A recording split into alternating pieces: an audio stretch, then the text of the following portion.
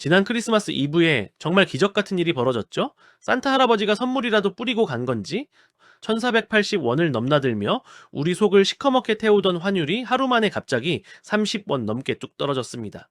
이거 보고 아이고 이제 나라 경제가 좀 살려나 보다 하고 가슴 쓸어내린 분들 많으시죠?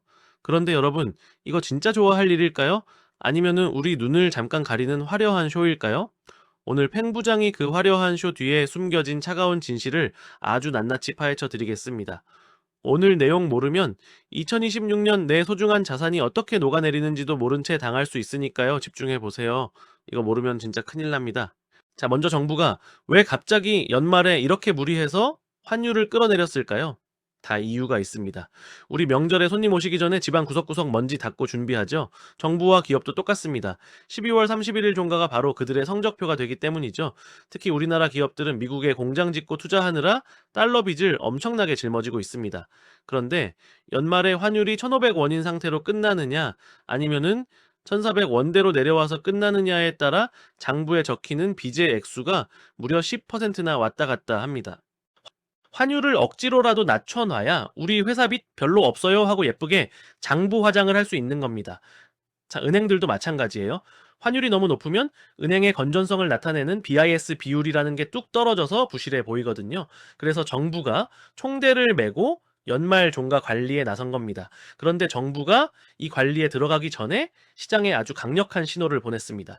여러분, 12월 22일과 23일 사이 환율 차트가 마치 심장 박동기 그래프처럼 지그재그로 미친 듯이 움직이는 거 보셨나요? 이걸 보면은 정부의 개입이 시작됐다는 걸 알 수 있습니다. 이 지그재그 그래프가 뭘 의미하느냐? 자, 요즘 시대로 치면 고속도로의 전광판과 과속 단속 카메라 같은 겁니다.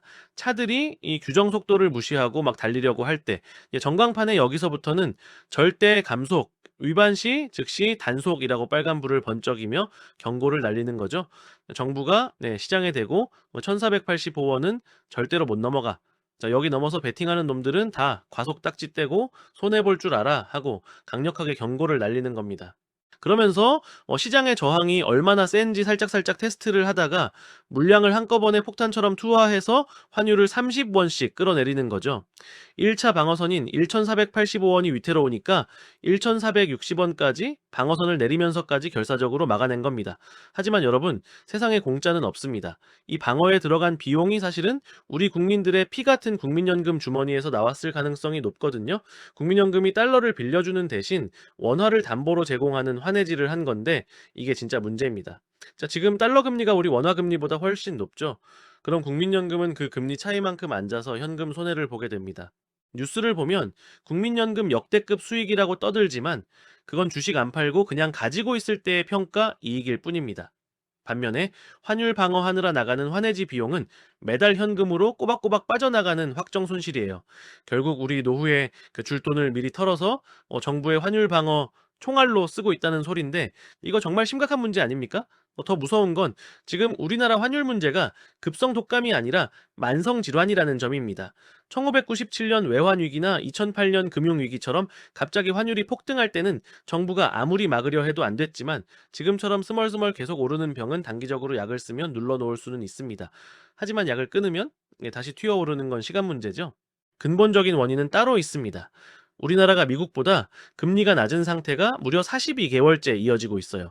대한민국 역사상 최장 기록입니다. 자, 돈은 이자 많이 주는 곳으로 흐르게 되어 있는데 금리는 낮지, 정부 재정은 감세 정책 등으로 펑크가 낮지, 기업들은 미국에만 투자하지 이러니 원화 가치가 떨어지는 건 당연한 겁니다. 몸에 근본적인 병이 있는데 계속 진통제만 먹으면서 나 다 나았어 라고 우기는 꼴이에요. 그럼 2026년 1월은 어떻게 될까요? 1월 초반까지는 조금 버틸지도 모릅니다. 수출 기업들이 벌어온 달러를 원화로 바꾸는 시기이기도 하고 해외 지사에서 본사로 달러를 보내는 수요가 꽤 있거든요. 하지만 1월 중순이 넘어가고 2월이 되면 정부가 연말 종가 관리하느라 써버린 에너지가 다 소진됩니다. 그때부터가 진짜 실력 싸움입니다. 시장은 정부보다 훨씬 똑똑합니다. 정부가 총알이 떨어졌다는 걸 눈치채는 순간 환율은 다시 걷잡을 수 없이 튀어오를 수 있습니다. 결국 근본적으로 금리 차이를 좁히고 나라 살림을 제대로 고치지 않으면 이 환율의 압박은 우리를 계속 괴롭힐 겁니다.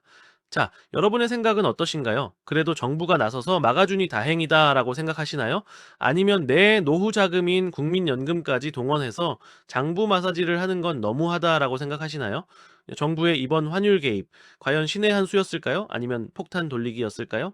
여러분이 보시기에 앞으로 환율은 어떻게 움직일 것 같으신지, 그리고 이런 불안한 상황에서 내 소중한 자산을 지키기 위해 어떤 준비를 하고 계시는지 아래 댓글로 자유롭게 남겨주세요. 팽 부장이 하나하나 다 읽어보고 함께 고민해 보겠습니다. 네, 오늘 내용이 여러분의 경제 공부에 큰 도움이 되셨다면 구독과 좋아요, 알림 설정 꼭 부탁드립니다. 여러분의 댓글 한 줄이 팽 부장을 춤추게 합니다. 다음 시간에는 더 날카롭고 세련된 경제 분석으로 돌아오겠습니다. 감사합니다.